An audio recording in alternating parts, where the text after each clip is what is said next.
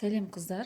Бүгін 4 ингредиенттен жасалатын салат. Оңай әрі пайдалы. Асқабақ, қызанақ, салат жапырақтары және асқабақтың дәндері және кунжут.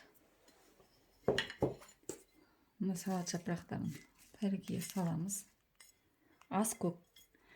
Қалауларыңызша кез келген ас көп пайдалансаңыздар болады.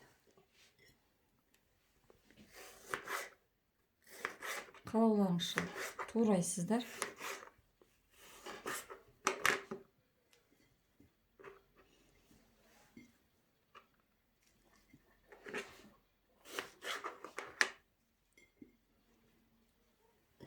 Асқабақ,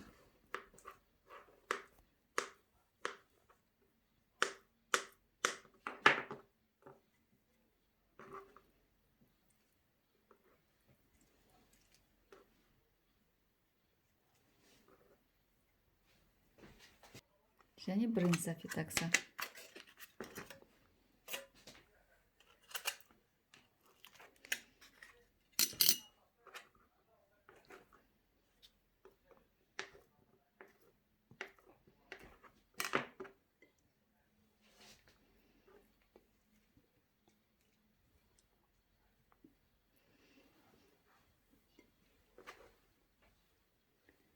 Және бұған бетіне асқабақ дәрімен кунжутты себеміз.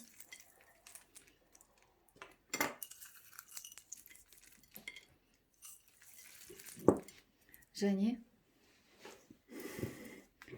менде мынандай алма сірке суы, уксус яблочный дейді. Және зәйтүн майы.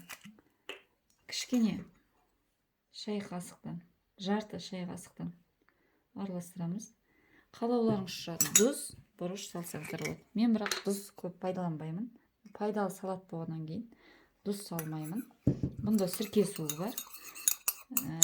Егер алма сірке суы болмаса, лимон сығынысын, лимон сығып құясыздар зәйтүн майына.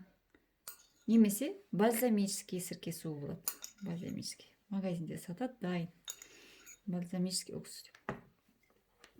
Болды. 5 минутта салатымыз дайын.